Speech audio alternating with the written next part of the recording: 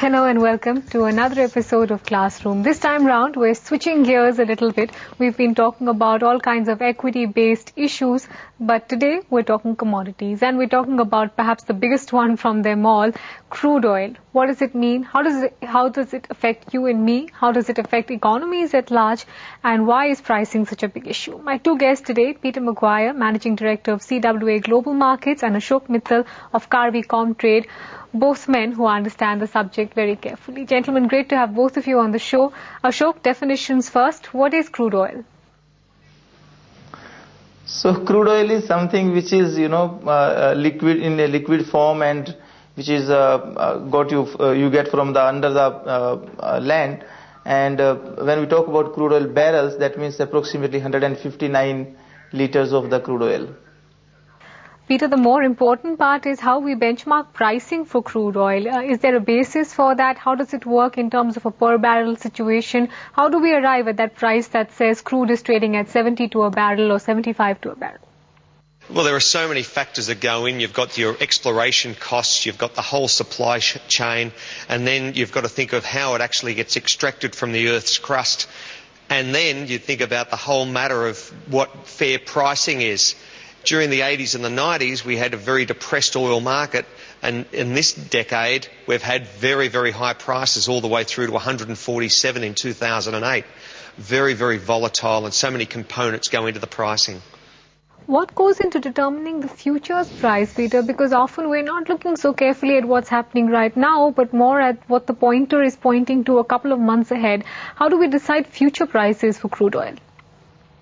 Well, that's done through the futures market traditionally, and the options market, but primarily the futures market. And then you've got the buyers and the sellers on the particular market in that particular month. So if the price at the moment is $75 and the next 2 or 3 months out is higher than that, say in August or September's price is at $80, we term that contango, and that means that the price is actually more expensive the further months out.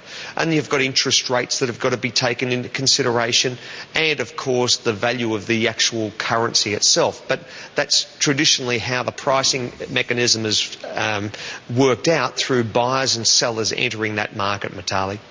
Ashok, anything you want to add to that? Because often the more actively tracked price is the one that's being indicated a couple of months forward.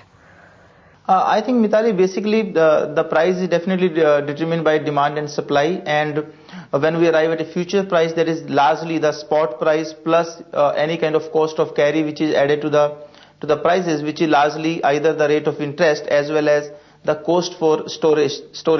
This also gets determined sometime by the future demand estimates.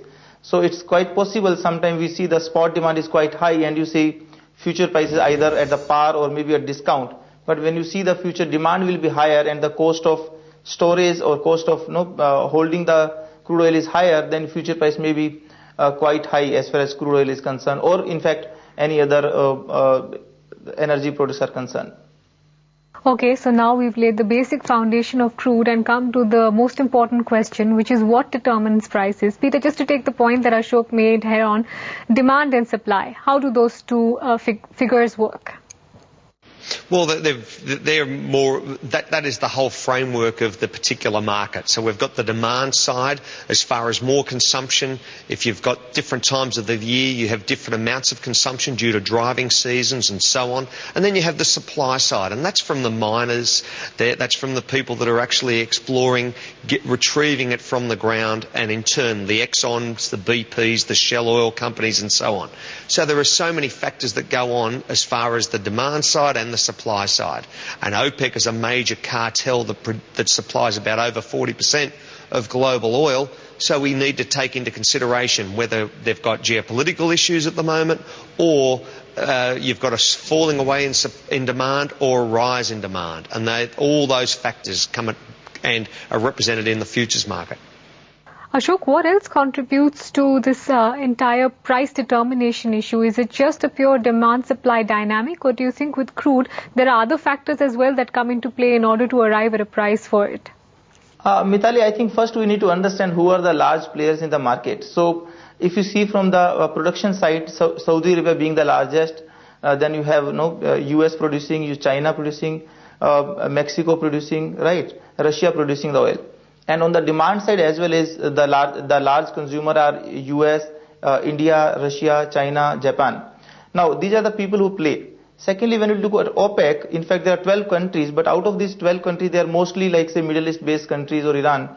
You don't have say US, China, Japan, Mexico being part of OPEC. So 60% of producers are actually not part of OPEC. Now, so obviously OPEC plays a role when stabilizing the prices, but we have seen so much volatility from say $66 to 147 and back to 33 and now at $80. So we have not seen that prices are stabilized despite of OPEC being there. Second part, when we look at the crude oil prices, we look obviously the demand side about 84.5 million barrels per day. But we also see a lot of say economic data which are being released, whether they are say US data, Europe or Japan data. Largely industrial production side, we see jobless claims. We see inventories data, DOE, Department of Energy, which releases inventory data every Wednesday. So there you get to know what is the inventory levels for crude oil, heating oil and distilleries. So those data give us some kind of direction how the demand is panning out, how the stocks are available in the market, and based on that people take a view that how oil prices are going to be. Seasonality also plays important role, because when you see hurricane season coming in, when you see summer and US driving season coming in, that time obviously the demand for heating oil or crude oil actually goes up, or else and geopolitical issues which definitely play a vital role, because you see some kind of disturbance coming in. So we actually track all those factors which affect either the demand side or the supply side of crude oil. Okay, gentlemen, stay on. We've just scratched the surface and tried to get a handle on what determines prices for this commodity. When we come back though, why does it matter so much?